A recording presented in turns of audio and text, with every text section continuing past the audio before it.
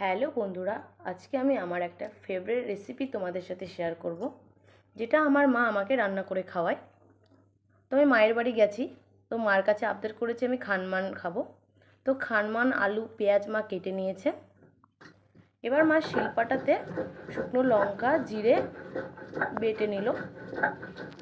এই খানমানের ঘন্টটা কিন্তু অসাধারণ খেতে লাগে।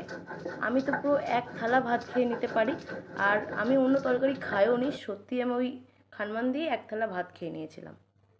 তো এখানে মশলা নিয়ে নিয়েছে রেডি করে। এবার মা কড়াইয়ে তেল, হলুদ, লবণ দিয়ে পেঁয়াজগুলো ভালো করে ভেজে নিচ্ছে। আমি ভিডিওটা ঠিকঠাক করতে পারছিলাম না ফার্স্টে, কারণ আমি ফার্স্ট টাইম মার ওখানে ভিডিও করছি, ক্যামেরা ঠিক সেট করতে পারছি না কোথায় করব না করব। তো পেঁয়াজটা প্রায় ভাজা হয়ে গেছে, মা একটু দিয়ে দিল তেল। এবার দিয়ে দেবে খানমান, যেটা মা আগে থেকে ধুয়ে পরিষ্কার করে রেখে দিয়েছিল। খানমানগুলোকে দিয়ে পেঁয়াজের সাথে ভালো করে একটু মিশিয়ে নেবে। দেখো মিশিয়ে নিয়েছে। এবার দিয়ে দিচ্ছে স্বাদ মতো লবণ, হলুদ দিয়ে আবারও একসঙ্গে মিশিয়ে নিল। এবার দিয়ে দেবে আগে থেকে মশলা করা যেটা ছিল, জিরে আর লঙ্কা দিয়ে আবার ভালো করে একসঙ্গে মিশিয়ে নিল। এবার দিয়ে দেবে আগে থেকে কেটে রাখা আলু, দিয়ে দিল। দিয়ে এবার ভালো করে একসঙ্গে মিশিয়ে নিল। দেখো যে মশলা ধোয়া জলটা ছিল সেটা দিয়ে কিন্তু জলটা বেরিয়ে গেছে। এবার মা একটা ঢাকা দিয়ে দিল আর 5-6 মিনিটের জন্য সেদ্ধ হওয়ার জন্য অপেক্ষা করলো। মাঝে ঢাকা খুলে দেখলো যে সেদ্ধ হয়নি, আর একটু সেদ্ধ তো লাগবে, আর জলটাও শুকায়নি।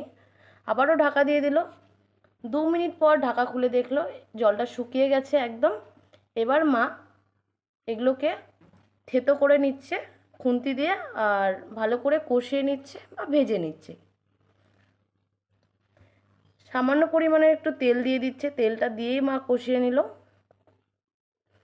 এইভাবে 8-9 মিনিট কষিয়ে নিচ্ছে ভালো করে, যতক্ষণ না এটা পুরো মিহি হয়ে যায়। আর দেখো পুরো আঠালো হয়ে গেছে, কালারটাও ছেড়ে দিয়েছে। এবার এই খানমানের ঘন্টটা একদম রেডি। তো তোমরা কে কে এভাবে খেয়েছো কমেন্ট করে জানাও। আর আমার মায়ের এই রেসিপিটি তোমাদের কেমন লাগলো সেটাও কমেন্ট করে জানাতে ভুলো না। আর ভিডিওটা তোমাদের কেমন লাগলো অবশ্যই জানিও। ভালো লাগলে লাইক, কমেন্ট, শেয়ার করে দিও। আর ফেসবুকে দেখলে ফলো করে দিও, আর ইউটিউবে দেখলে আমার চ্যানেলটা সাবস্ক্রাইব করে দিও। তো মা এবার একটা বাটিতে তুলে নিল। তো চলো এবার আমি ভাতটা খেয়ে নিই। আর তোমরা যারা এভাবে কখনো খাওনি, তোমরাও বাড়িতে এভাবে ট্রাই করো। আশা করি তোমাদের খুব ভালো লাগবে।